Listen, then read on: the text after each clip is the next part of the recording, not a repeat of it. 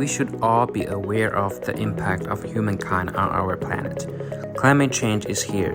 Its effects are exponential and is causing and will continue to cause an existential human crisis. The evidence is plain. We cannot deny the situation exists. But why is it only now it is on the corporate agenda? Or has it been on the agenda for some time, only now coming to the attention of a wider audience? The main reason is climate change is no longer a niche interest. Individual and corporate investors are moving their focus to those enterprises, corporations, and other organizations that promote or have adopted long-term sustainability. Is short-termism therefore a thing that will be consigned to lessons we have learned?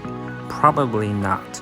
But if the trend continues, long-term views and ambitions will overtake short-term. At any cost, profitability because appetites will change. Environment and social responsibilities will win out. Let us now just focus on the E of ESG.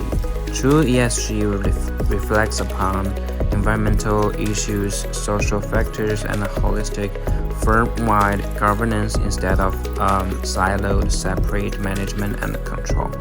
Focus areas could include environmental, social, and governance. Environmental include things like waste production and handling, use of resources, carbon neutrality, sustainability, impacts, etc. Social can include human rights, social justice, human capital management, anti-bribery and corruption, etc.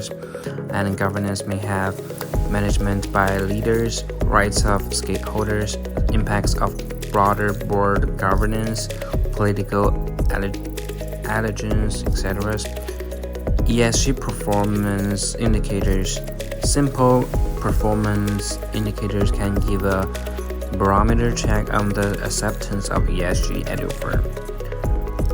Question like how engaged are our people? Can we measure this through employee satisfaction surveys? What questions should we ask? What about local engagement? How do we support local causes? And how does this respond to our people's interests and concerns? How effective are training programs in informing about bribery and corruption? Are they even in place? Do we have our own corporate human rights policy? Do all stakeholders support and buy into it? Do our suppliers agree to and comply with our ESG goals and ethos? Do we produce credible and auditable sustainability reports?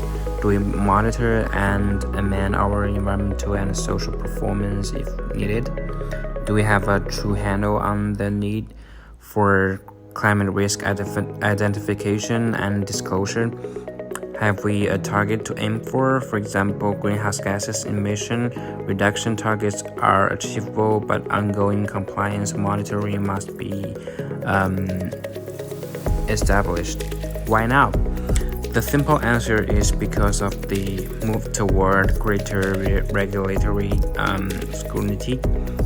We have seen the inevitable acronyms emerge like CSRD, SFDR, TCFD, etc. But this might just be the start. Prior to COP26 in Glasgow, the UK's HM Treasury proposed new rules aimed at financial firms and listed companies, obliging them to produce net zero transition plans and requiring articulation of the gold standard plan, mitigating the risk of greenwashing. There has been criticism from activities that these targets are not legally binding and the economics are the harm for enterprises are still being supported. The proposals are also focused entirely on the private sector. To be truly successful, the public sector must be included. The reality is about 40% of private finance is committed to those carrot initiatives, but the regulatory stick might follow in the future.